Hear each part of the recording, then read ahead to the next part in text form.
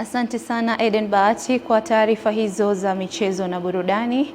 Mtazamaji, tumefikia tamati upande wa habari za kutwa nzima ya leo. Ulikuwepo nami upande wa habari za kitaifa na kimataifa, Pauline Mvungi, nikikuangazia upande zote, na pia ulikuwepo na Eden Bahati upande wa habari za michezo na burudani. Nikuache na utabiri wa hali ya hewa. Usiku mwema.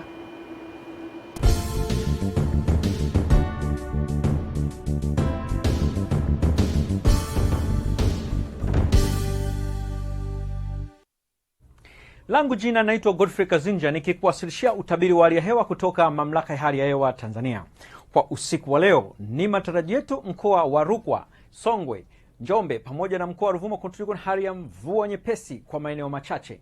Mikoa ya Kigoma na Katavi kutakuwa na hali ya mvua na ngurumo za radi kwa maeneo machache, huku sehemu nyingine za nchi kwa usiku wa leo zikitarajiwa na hali ya ukavu kwa ujumla. Kwa siku ya kesho, upepo kwa ujumla unatarajiwa kuendelea kuwa wa wastani katika maeneo mengi ya nchi, huku viashiria vya mvua vikionekana kupungua kwa kiasi kikubwa katika maeneo mengi, isipokuwa katika maeneo ya nyanda za juu kusini magharibi kuelekea sehemu za kusini mwa nchi. Viashiria vya mvua vinaonekana kwa kiasi kidogo. Kwa siku ya kesho, ni matarajio yetu mkoa wa Kagera, Geita, Mwanza, Kigoma, Katavi pamoja na mkoa wa Rukwa kutakuwa na hali ya mvua na ngurumo za radi kwa maeneo machache pamoja na vipindi vya jua. Maeneo mengine yaliyosalia ya nyanda za juu kusini magharibi pamoja na mkoa wa Ruvuma kutakuwa na hali ya mvua katika maeneo machache na vipindi vya jua. Sehemu nyingine za nchi kwa siku ya kesho vinatarajiwa kuwa na hali ya mawingu kiasi pamoja na vipindi virefu vya jua. Kutoka Mamlaka ya Hali ya Hewa Tanzania, kwa usiku huu hatuna la ziada. Asante na nikutakie wakati mwema.